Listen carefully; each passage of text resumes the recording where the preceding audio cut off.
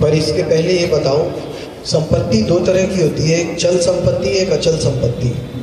ठीक है, जमीन जो होती है वो अचल संपत्ति होती है, इमूवेबल प्रॉपर्टी।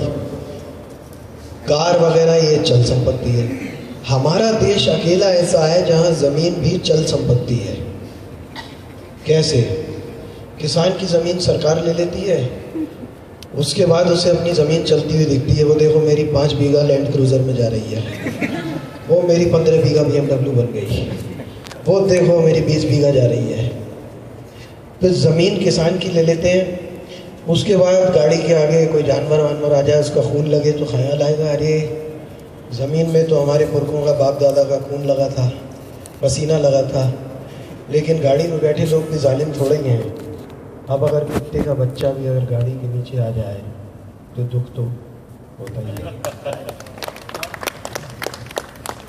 तो किसानों की जो ज़मीन सरकार ले लेती है, इसका फर्स्ट पर्सन अकाउंट है, क्योंकि हमारी भी ज़मीन सरकार ने ली और 10% पैसा दिया सिर्फ 91 में लेने के बाद।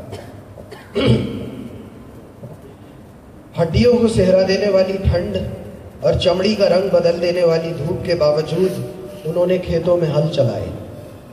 हड्डियों को सेहरा देने वाली ठंड और चमड़ी का रंग बदल देने वाली धूप के बावजूद उन्होंने खेतों में हल चलाए और उस ज़मीन से उगने वाली फसल के हिसाब से अपने त्योहार तय कर लिए। झुर्रियों से भरे चेहरों पर लहलाती हुई फसल की चमक पूरे साल की मेहनत का इनाम बनकर किसानों की सुख शांति का साधन बनती थी। एक पेड़ के नीचे बैठकर परिवार सुकून की रोटी खाते थे और धन के नाम पर होते थे कुछ मवेशी और अपना खेत। ये महत्वाकांक्षी न होने की हद थी, लेकिन दुनिया जीतने की हम में कब कौन सी जिद थी। फिर अचानक सरकार को देशभक्ति याद आई और औद्योगिक विकास के नाम पर जो ज़मीन त्योहार तय करती थी छीन ली गई। दिवाली तो फिर भी आई पर दियों में तेल नहीं बचा। हेलीकॉप्टर खरीदने वाली सरकार के पास अपने किसानों को देने के लिए फंड्स नहीं थे, सो मुआवजे के नाम पर तय की गई कौड़ियाँ, किसान क्यारियाँ छोड़कर चढ़ने लगे अदालत की सीढ़ियाँ। वो आंखें जिन्हें मौसम के दांव पेच पता थे, कोर्ट कचहरी की गणित में मार खा गई। अंगद का पैर भले ही हिल जाता पर दलालों के बीच फाइल बिना रिश्वत के नहीं हिलती। धीरे धीरे मवेशी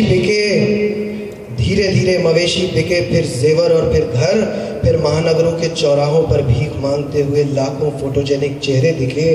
कुछ के लिए वो एथनिक फेस थे तो कुछ के लिए रियल इंडिया। किसान भगवान के नाम पर मांगते रहे और नेता किसान के नाम पर, और सरकार का कोई चेहरा नहीं होता। वो तो कुछ मजबूर लोगों का गठबंधन होता है। हम मजबूर लोग एक दूसरे की मजबूरी अगर ना भी हो तो समझ लेते हैं, इसलिए जो जैसे चलाता है चलने लगते हैं और एक दिन थक कर गिर जाते हैं। डॉक्टर अपनी भाषा में मौत का कारण लिख देते हैं। इस तरह हत्या तो होती है पर हत्यारा कोई नहीं। क्या बात, बहुत तेज। संदीप भाई, ये भ्रामक प्रकाश, ये कल्पित दीप उत्सव, संदीप भाई आपके लिए चार पंक्तियां। ये भ्रामक प्रकाश, ये कल्पित दीप उत्सव, दृष्टिहीन हुए तो ये सब पाया है। ये भ्रामक प्रकाश, ये कल्पित दीप उत्सव, दृष्टिहीन हुए तो ये सब पाया है। मर्यादा पुरुषोत्तम तो वनवास में है, सन्यासी के वेश में रावण आया है। थैंक यू संदीप भाई।